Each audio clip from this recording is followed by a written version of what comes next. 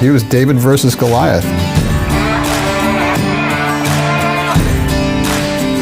He's understated.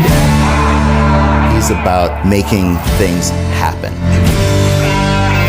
Not only a great lawyer, but a great person. Dick is a man of action. He impacted the world, he impacted students, he impacted the community, and he impacted me.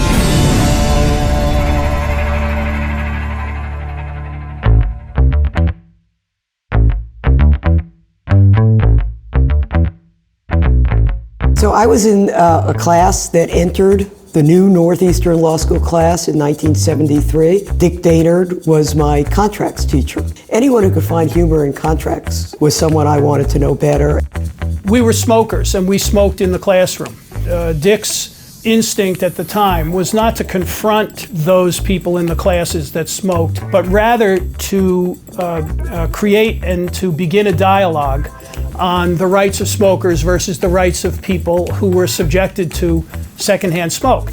When I was a student of his, I came in thinking you're gonna help people as a lawyer, one client at a time. He really changed my thinking about that you can use the law and logic and creativity to help populations. I think our friendship was cemented one night when I took the tea with him as it was getting dark. I'm sitting there with Dick, and on come these local toughs, and they're smoking. And Dick, of course, in his very polite but firm way, says, "Could you put out your cigarettes, please?" And I'm sort of hiding under the seat by that point, because I did want to live through the tram ride. But even there, he took them on. All of us have opinions of things we'd like changed. The difference is Dick Daynard actually went out and did it.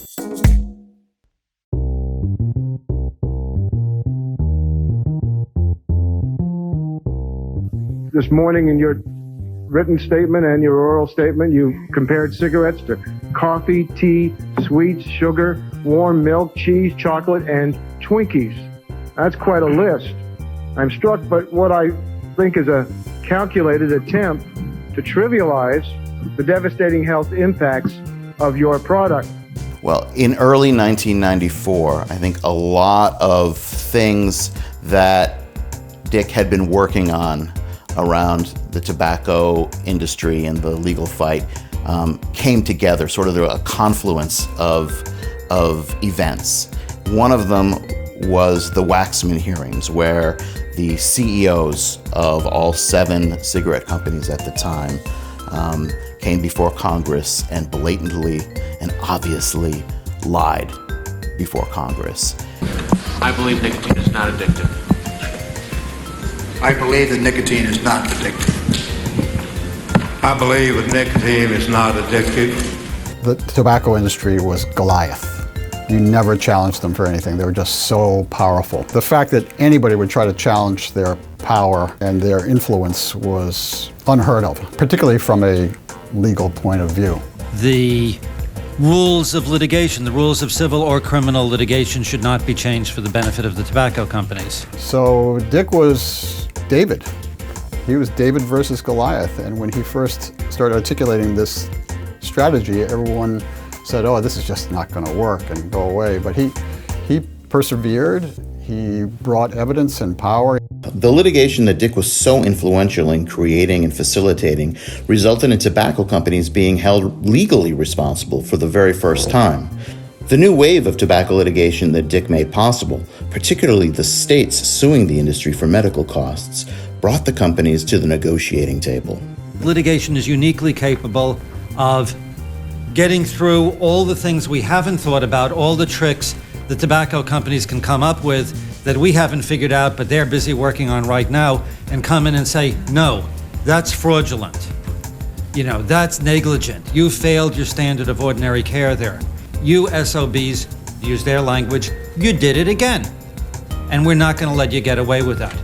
At a time when it really did look impossible, he took on the tobacco companies very early, helped develop the strategy, the evidence, the political push to really change the world. It's extraordinary. In 1998, the Master Settlement Agreement was the largest civil litigation settlement in U.S. history. Essentially, the biggest cigarette companies in the United States agreed to change the way they marketed their products. No billboards, no cartoons, no sports sponsorships, and they also agreed to pay many billions of dollars to state governments in perpetuity. Yeah, so the Master Settlement Agreement was a great example of Dick's power and influence. So when that Master Settlement Agreement was announced, it was a stunning chapter in public health history and showed the power of litigation for the good. And it really was a David versus Goliath situation. And soon it became not a David, the anti-tobacco forces, against Goliath, the tobacco companies, but soon it became the Goliath of the assault on tobacco by Dick and his team against big tobacco, which now wasn't so big and wasn't so scary. Today is a milestone in the long struggle to protect our children from tobacco. This settlement between the state attorneys general and the tobacco companies is clearly an important step in the right direction for our country. It reflects the first time tobacco companies will be held financially accountable for the damage their product does to our nation's health. Well, I think Richard's legacy is in the area of tobacco. Clearly, that's where people have seen his work. He leads by example. And I think that's really important about social justice and change and activism. And I think all those things he sort of epitomizes.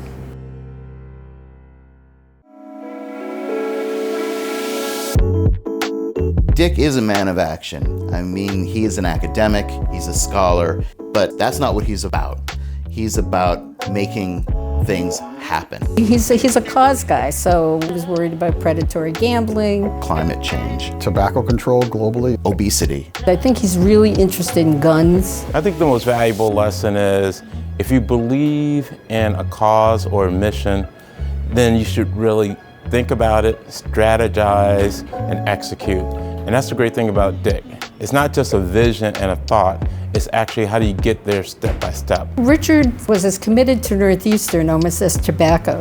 And so he spent 20 years on the faculty senate, being head of the Senate Agenda Committee, coming up with a core curriculum, all of these things because he thought it would make Northeastern a better place. I met Dick Daynard on day one. He is a person who, for me, represents Northeastern. Northeastern University School of Law, there's no question about it. The commitment to the public interest, the passion in the students and the passion in the faculty, it really was where he was meant to be. It couldn't have been a more perfect fit. I'm really, really grateful for Dick and for Carol. Dick and Carol, we are thanking you. We love you.